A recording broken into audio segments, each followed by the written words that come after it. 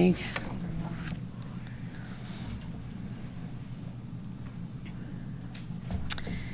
The only thing we have to fear is fear itself. A famous quote by President Franklin Roosevelt. This took place at his 1933 presidential inauguration.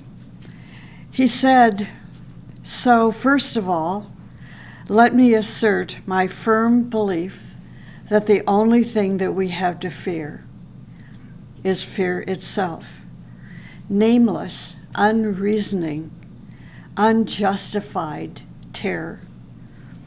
In every dark hour," he continued to say, "in every dark hour of our national life, a leadership of frankness and of vigor has met with that understanding and support of the people themselves, which is essential to victory. And I am convinced that you will again give that support to leadership in these critical days." The context in which Roosevelt made this speech was the Great Depression, that the U.S. was plunged into following the Wall Street crash of 1929. And the point was that a positive mental attitude would help to prevent the worst possible outcome from materializing. But before that, in the 17th century, Francis Bacon wrote, "Nothing is terrible except fear itself." Then in the 19th century, Henry David Thoreau wrote in his journal entry for September of 1851, he said, "Nothing is so much to be feared as fear." Henry David Thoreau was an American philosopher, poet, and environmentalist scientist. So if you carry fear with you, I suspect you are not alone. Today's Sunday talk is on fearlessness. Let me share what the Master M says about fear. He gives us examples of those who are fearless, and those in our spiritual traditions such as Helena Rourke, whom he calls Urasvati, and Upasika, who is Helena Blavatsky. He said, "Urasvati, Helena Rourke, carries fearlessness in her heart. We affirm that this quality is accumulated through faith and lengthy experience. Upasika was an example of complete fearlessness in her life. She was courageous in all circumstances, and no fear could intrude. The life of Upasika was filled with occasions for fear. It was sad to see," he said, "how many persecutions came together, how her name was slandered. She had no means, and accusers threatened her from all sides. Verily, she was a touchstone of fearlessness." One can cite many such examples throughout the ages. Every one of us, he said, has frequently had occasion to show such fearlessness. It should not be thought, he said, that we are protected on our earthly lives from all onslaughts of darkness. Those who fulfill an earthly mission do so under earthly conditions. People usually think that we dwell in safety and think of us as supernatural beings. Relatively speaking, we can overcome much. But this battle is a real one.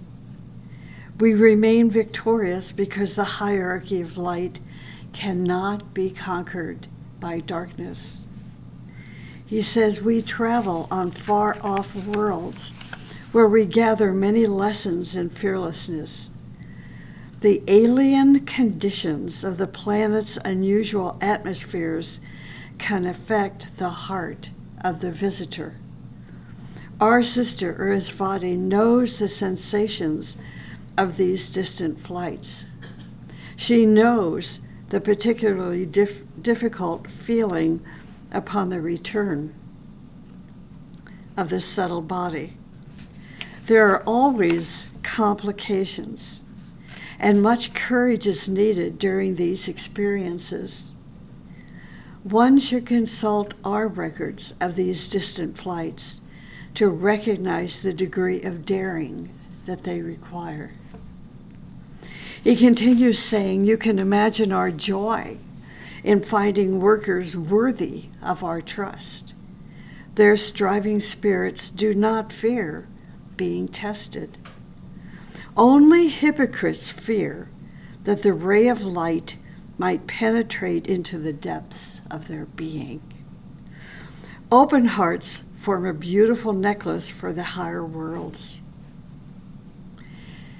On the path of self-perfectment, the subject of the subconscious is of serious interest to those spiritual students who are working on themselves, those who are undergoing the process of transmutation and transformation. So why is this? Fear. Fear is a major element in a person's subconscious mind.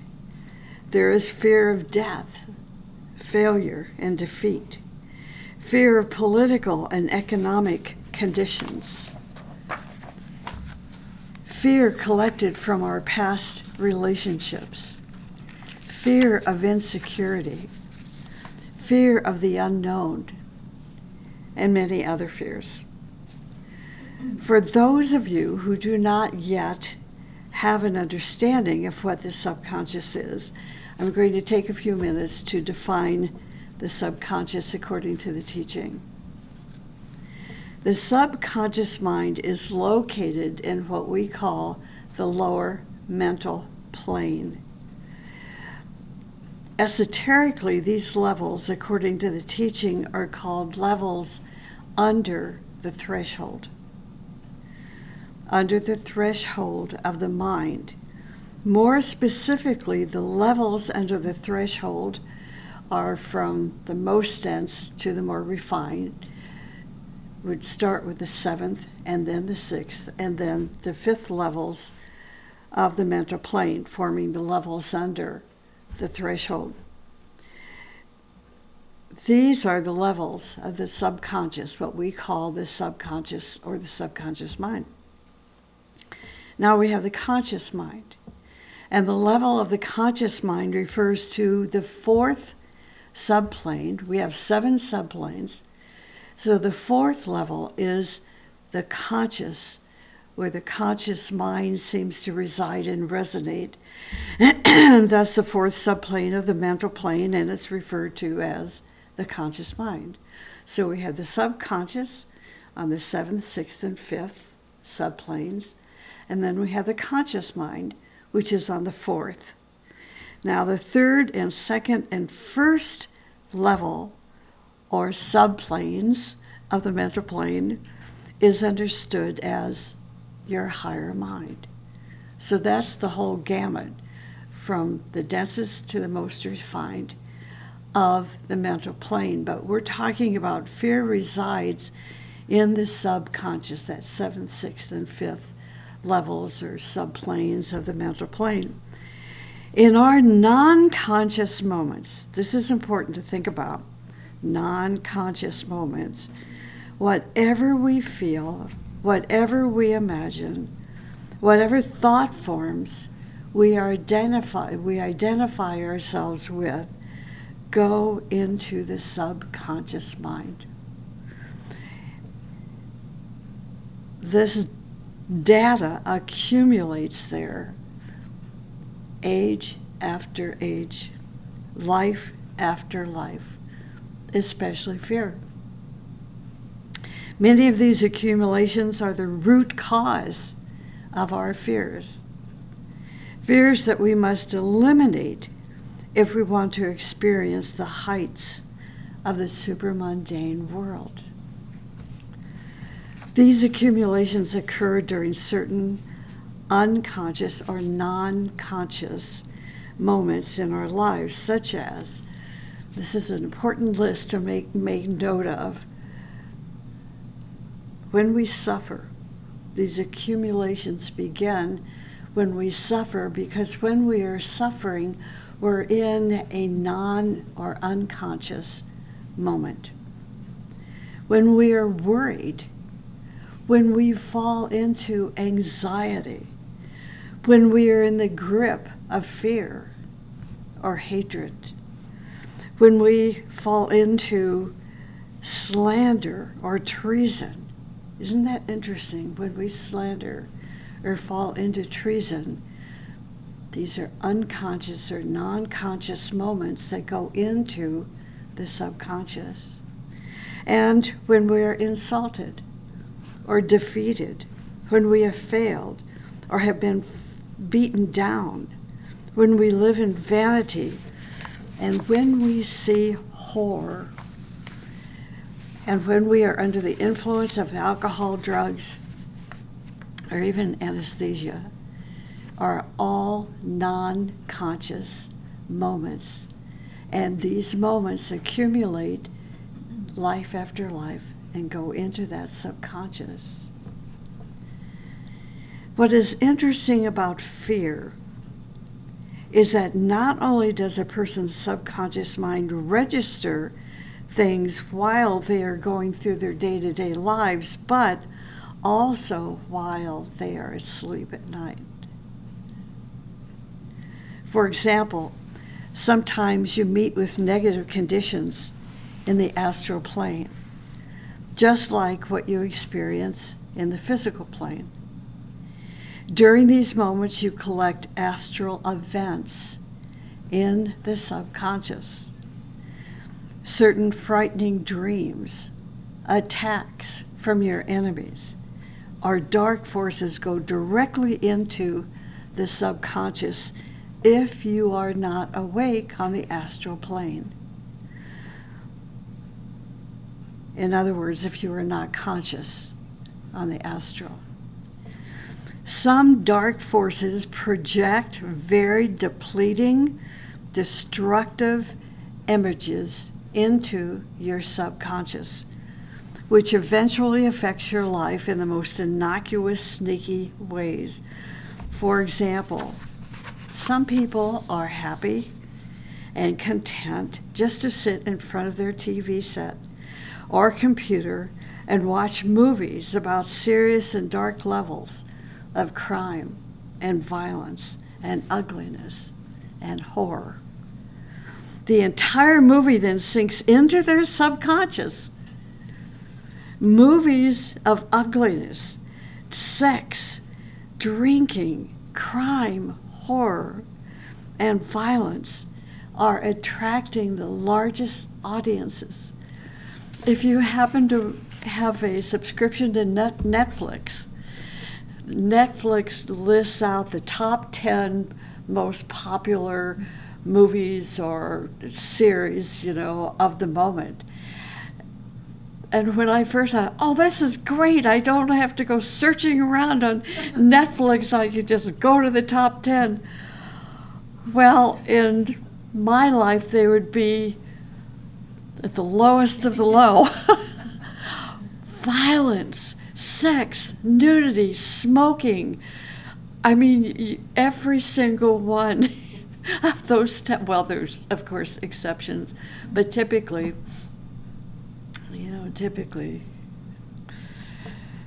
we don't want to sit there. I mean, if you're going to watch, okay, watch, but don't be asleep. Don't fall asleep. Be aware. Maybe approach from an educational point of view. But the best is just don't watch. There are plenty other good movies and programs out there without getting pulled into, elements that are going to sink into our subconscious and stay there for lifetimes. When the subconscious mind accumulates a sufficient amount of events, what happens is it begins to slowly block our conscious mind. It takes control, the subconscious takes control and rules our life. Even if we have 10% of our conscious mind left, the subconscious blocks that as well and dominates our life. So we can see what is happening to humanity, to the world. We must learn about these things and then try to change them, starting with ourselves. We must carefully and seriously study the teaching about the nature of the subconscious, and then boldly look at ourselves to look at especially the root of our fears that are stored in that subconscious. Fear is like the tentacles of an octopus in a person's subconscious. It relates almost every element of the subconscious mind to everything else. This is why the major trigger and push button in our mind is fear. People in prominent, influential positions who know this fact manipulate us by using their formula of fear. So we need to try to observe these things, even when you go to a doctor. You know, the doctor may not be so aware of what he is doing or she is doing, but when you go, normally when people go into the doctor's office to receive a diagnosis, they're full of fear days before they go in and make that appointment. Then they go in and sit down for the appointment, and the doctor delivers the news. And all they will hear is one negative statement, and it doesn't make any difference what else is being said. They've globbed on because it's a trigger word, fear, in the subconscious. And they walk out of there only remembering the one word. So we want to train ourselves to be fearless by observing the root cause of fear in our subconscious. Those who make a pledge to their soul or teacher to stay on the path, in spite of all difficulties, draw energy from the hierarchy. Those who are fearless make it, like Helena Rourke, like H.P. Blavatsky, and like others. And one day, these great ones see that they do not enjoy life without a battle against oppositional forces like fear. The subconscious mind has many layers, and it is the best policy to dig them out intelligently and then to annihilate them. To control the currents of subconscious elements, we need to use keen observation and nobility, and to stand or to stay in our spiritual principles. Once you are afraid, or once the fear penetrates into your subconscious, it is then your subconscious begins its mobilization and releases the elements of fear and associated images and imagination. Dark forces use fear to occupy and to possess us. Some of our dreams and nightmares are the result of their projections, which, associated with the fears already in our subconscious, create horrors and paralysis in our life. A master, speaking about fear, gave us certain formulas, which he says can be used very effectively. One of them is a mantra, which must be repeated daily, many times with concentration, faith, and willpower. And it's a mantra you all know. Let reality govern my every thought, and truth be the master of my life. It's that one-line statement or mantra. He also gave us another formula.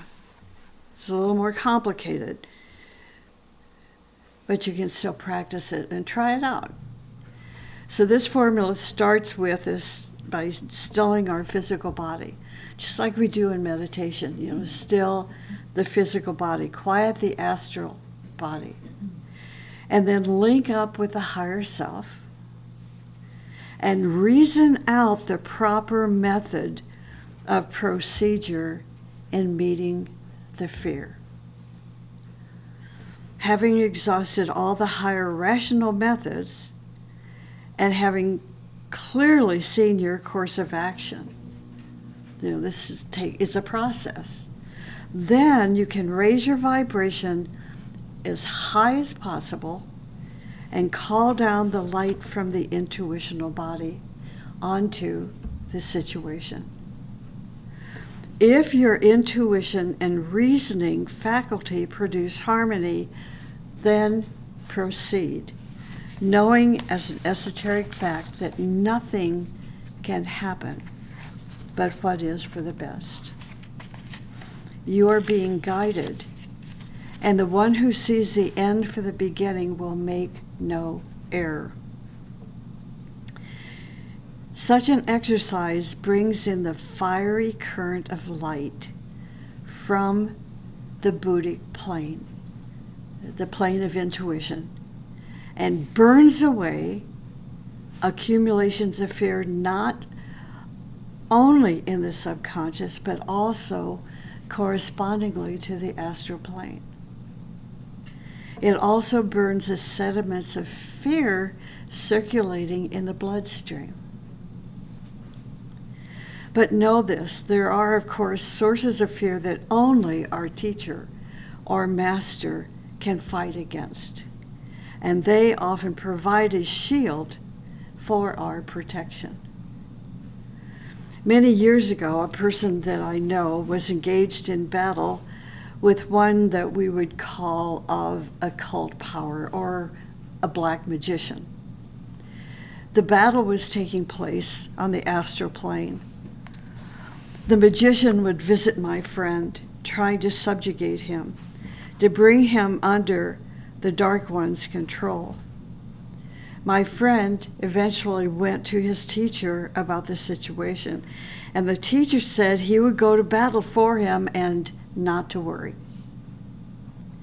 That evening, my friend was able to watch that battle take place in the astral plane. In seconds, the connecting link between the Dark One was broken, and with the sword of the protection by the teacher between the Dark One and the one that he was attacking. So the sword of protection by the teacher broke that link between the two. Since that time, my friend can now personally engage in such battles. And the reason is because he has been tested many, many times. And in those tests, he learned. He became educated. He learned that he is a self, a capital S self.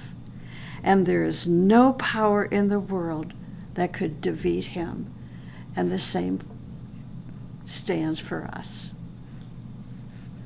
We learned that spiritual tests burn the sediments of fear circulating in our bloodstream, and these tests bring in the fiery current of light. There's our straight knowledge, let's call it, that this light coming in from the intuitional plane burns away the accumulation of the fear stored in the subconscious mind and correspondingly the astral plane. About the fear of dying, the Master says in Supramundane 1, From remote times, people have been accustomed to fear so-called death. They were always intimidated by hell, and at the same time were not told about the meaning of perfectment. I mean, you're born in sin, right? I mean, so you live in hell your entire lifetime, but they left out something. Self-perfectment. Self-perfectment. One cannot ask people to be brave if they do not know why they are on the earth, or where they will be directed when liberated. He says we entrust our co-workers to repeat as much as they can to people about the great eternity and continuity of life.